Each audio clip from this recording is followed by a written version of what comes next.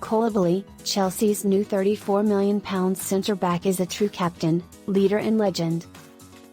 Kalidou Koulibaly has long been a firm believer in the old adage that anyone who comes to Naples cries twice, first, when they arrive, then again when they leave.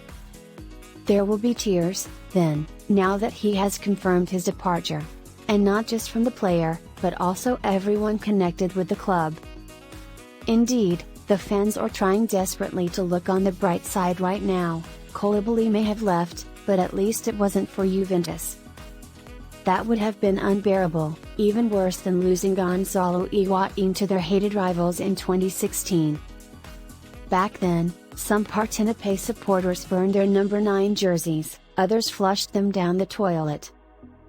A local restaurant promised its patrons margarita pizzas for just €1 when their former idol suffered his first injury in Turin, while the morality of the move was even discussed in a homily by one Neapolitan priest, who viewed Higuain's transfer as evidence of human weakness. Even today, if you take a stroll down the city's famous Via Gregorio Armino, in between the effigies and busts of Diego Maradona and Pino Daniele, you'll see figurines of Higuain labeled the traitor. In Naples, they've neither forgiven nor forgotten Higuain's perceived betrayal. So, supporters breathed a sigh of relief when Koulibaly's £34 million, $41 million, move to Chelsea was agreed, as the very real alternative, a transfer to Juve, who are looking for a Giorgio Chiellini replacement, would have devastated them. After all, in Naples, the Senegalese was even more beloved than Higuain. The Argentine attacker may have spent 3 prolific seasons with Napoli, breaking Serie A's single-season goal-scoring record in the process, but Koulibaly has served the club with distinction for 8 years.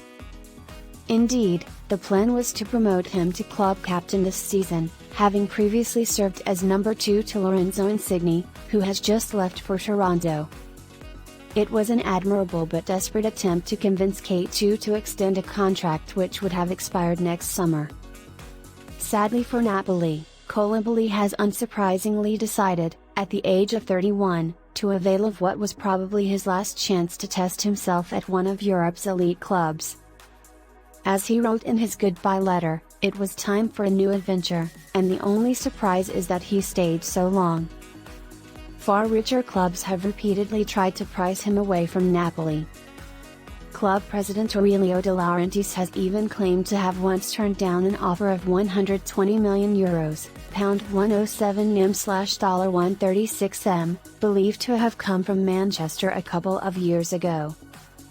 The great pity, of course, is that Koulibaly only lifted one major trophy with Napoli, the Coppa Italia in 2020, during one of the stronger periods in the club's history.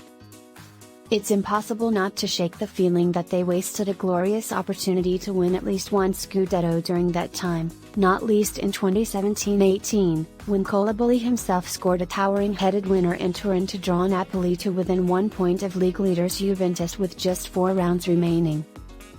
When the team returned to Naples that night, there were 20,000 fans waiting for them. Some pundits accused them of making the mistake of celebrating like they'd already won the title. Perhaps the critics were right.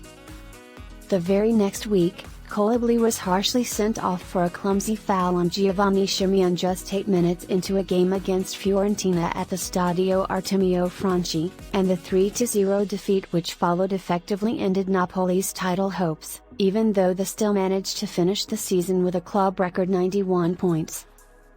Even last season, they were locked in a 3-way fight for the Scudetto with defending champions Inter and eventual winners AC Milan, and went top of the table with 11 rounds remaining. However, they were undone by a run of just 3 wins from 7 matches between March 6 and April 24, which was sparked by a costly home defeat to Milan.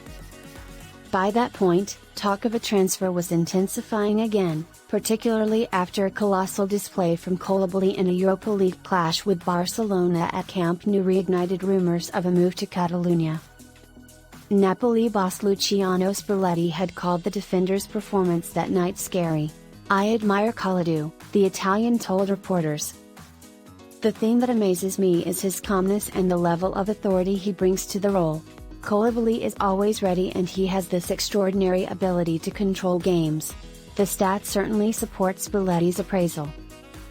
Since Koulibaly's arrival in Italy in 2014 from Henk for just €8 million, £6.5m/$8.1m, no player has completed more passes, 14,528, won more tackles, 344, or made as many recoveries, 1716, in Serie A. People can disparage the Italian game all they want, but there has arguably been no more consistent centre-back in world football since he recovered from a difficult first season in Naples to take his game to a whole other level under Maurizio Sarri. And it's not like he hasn't delivered at international level either. After missing the first couple of group games at this year's Africa Cup of Nations with COVID-19, he slotted seamlessly back into Senegal's starting lineup and proceeded to play every minute, immaculately, as he led his country to a first tournament triumph. He was particularly impressive in the final. As well as helping to keep Mohamed Salah quiet, he won possession more times, 15, than any other player on the pitch, while also having the most touches, 105, and making the most successful passes, 81.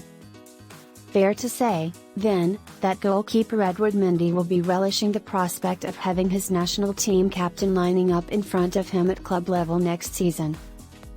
Indeed, while Koulibaly's age, 31, may be a concern for some Chelsea fans, manager Thomas Tuchel couldn't have found a man better equipped to eventually replace Thiago Silva as the conductor of the Blues' backline. Koulibaly is what a true captain, leader and legend looks like, which is precisely why Napoli will find him impossible to replace. Spalletti is well aware of that. He had known he was a great centre-back before taking over summer. He hadn't understood just how great, though. Less 2 months after his arrival, Spalletti confessed that he had never worked with anyone better, adding, and not just as a player, but as a man. To support his argument, the former Roma and Inter coach revealed that during the season's first international break, last September, Koulibaly had gone out of his way to ensure he returned to Italy in time for a vital league game against Juve. Koulibaly changed flights twice to speed things up, Spalletti revealed in a press conference. Then got to the airport and went directly to the training ground without even stopping off home first. That's just remarkable. In terms of presenting practical examples that others can follow, he is excellent. If we all had a bit of what Koulibaly has, life would be easier. Given Koulibaly continued to demonstrate such commitment to the cause, Spalletti is not in the least bit annoyed with the Senegalese for deciding to leave. Indeed, he thought Koulibaly was going last summer, even threatening to chain himself to the player at one point, so desperate was he to keep him at the Stadio Diego Armando Maradona for just one more season. Spalletti is, therefore, simply grateful that Koulibaly stuck around, and while hailing him for helping the club secure Champions League football for 2022-23, he tellingly added, "We will never stop thanking him either for everything he taught us. Woe betide anyone who says something to him, for leaving." There will, then, be no Higuain-like backlash in store for Koulibaly. He had always been enormously thankful to the fans for making him and his family feel so at home in Naples, and even supporting Senegal while he was on international duty. Indeed, he was inundated with messages of support throughout this year's Africa Cup of Nations campaign. He repeatedly spoke of his pride that his 2 children were born in Naples, pointing out that it meant, no matter where he ended up, he had established a lasting bond with the city and its people. The fans, then, will be sad that the Koulibaly era is over, but glad that it happened. And that he didn't join Juventus, of course. He promised last winter he wouldn't leave Naples for Turin, and he has, unsurprisingly, proven a man of his word.